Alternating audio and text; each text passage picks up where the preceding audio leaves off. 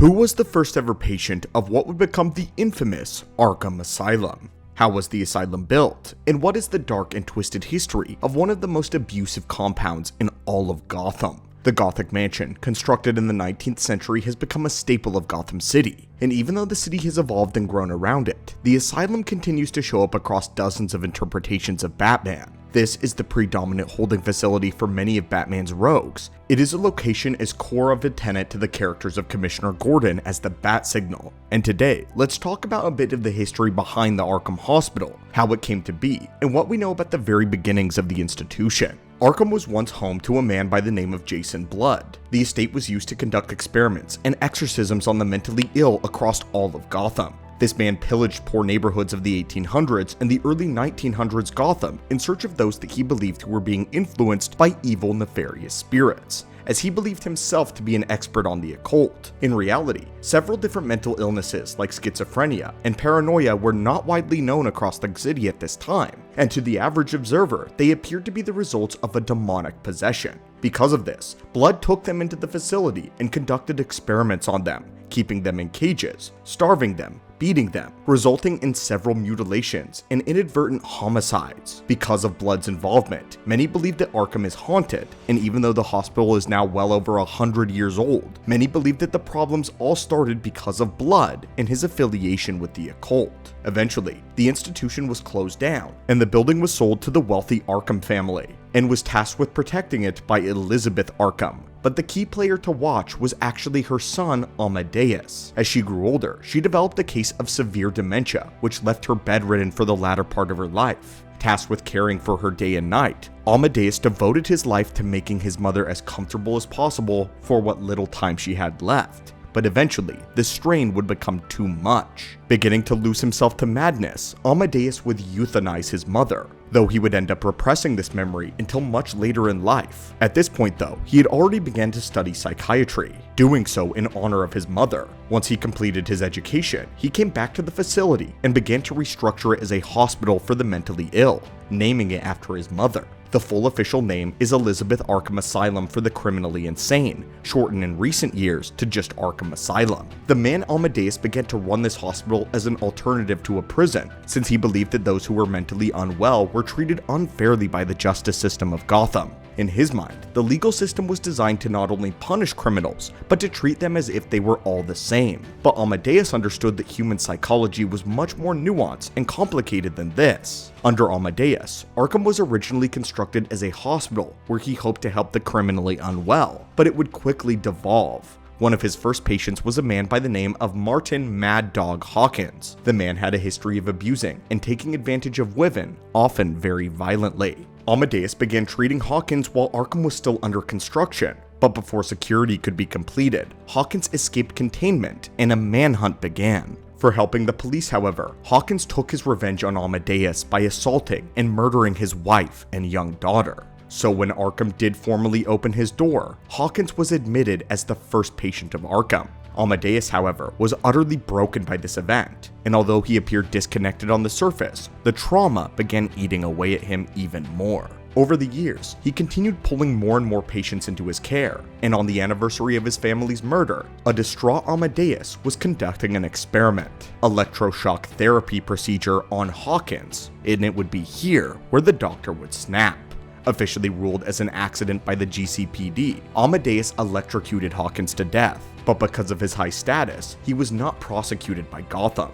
This, however, was the beginning of the end for Amadeus, as his mental stability continued to slip and break away, and in 1929, he attempted to kill his stockbroker and was declared criminally insane. In a cruel twist of fate, he was confined within his own asylum, which continued to slip from there. Over the years, things would only get worse for Arkham, as they ran into budgetary problems. This was due to the fact that they were spending all of their money on security rather than authentic care. The criminals of Gotham were simply too dangerous. Gotham sunk everything they had into arming the guards, strengthening their walls, and coming up with harmful measures to protect the security team. And since they had so much security under the guise of safety, the treatment became highly unethical. Not only were they unsafe, but they are carried out without proper supervision or any guidance. outfits. In The Penguin, Sophia alludes to instances where she was completely stripped of all clothing, and this is a practice that can be found in the comics as well, such as in Neil Gaiman's Sandman series. When inmates are clothed, they are usually given straitjackets, and Arkham officials continue to favor extreme stints of isolation or solitary confinement rather than anything actually useful. When Jeremiah Arkham was in control, he didn't give inmates uniforms at all, and this was supposedly so that he could glean some insight into their personalities and their inner workings. This allowed the inmates of Arkham to smuggle in contraband regularly, despite Arkham supposedly having one of the highest security budgets of any mental health hospital in the region. This gave so much more money to locking down the facility, yet they continued to have a terrible track record of breakouts as well, contraband, riots, and in some cases, they've been completely overrun by the inmates before. In the universe of the Batman, we know that Martha Wayne was a routine inmate of Arkham, and this is in line with a few other versions of the character. Martha Wayne is often depicted as mentally ill in some capacity, usually as a result of a trauma she experienced after seeing her own parents die as well. In her youth, her mother killed her father, and then ended her own life right in front of her. This would be an incident in which Martha would never recover. In some versions, she is in and out of the Arkham facility fairly regularly. In the Flashpoint series, this is driven to an extreme. In this timeline, it's not Martha and Thomas Wayne who are gunned down in Crime Alley, but it was actually Bruce who dies. And it is this event that pushes Martha over the edge. While Thomas Wayne becomes the Batman, Martha snaps and eventually spirals until she becomes the Joker of this universe. Over the years, Arkham has been seen as a diverse roster of dangerous patients, but none of them are ever actually cared for in the facility. Instead, there is little to no supervision there. In Swamp Thing number 66, we actually learn that Arkham has a legal loophole to get around the concept of institutionalization. Typically, an individual cannot be forcefully institutionalized without the written consent of their next of kin. But Arkham has a provision written with the GCPD and the courts that they are allowed to detain any individual for an indefinite amount of time for psychiatric supervision and care. This is only dictated by the discretion of the acting director of Arkham, which means that Arkham essentially has a legal means to imprison anyone without any due process or proper sentencing. All they have to do is provide evidence that a patient is in need of psychiatric observation, and there are no formal constraints given to the amount of time that Arkham can hold a patient without any sentencing. This is a major reason why it's so easy for patients to cycle in and out of the compound. Arkham officials are just as crooked as corrupt as anyone else in Gotham, and routinely can be found taking payoffs and treating certain inmates differently than others. In Batman White Knight from 2018, the Joker even states that many of Arkham's riots and escapes are actually intentional for one very simple reason. The patients who escape go straight to Gotham where they re-offend and wreak more destruction.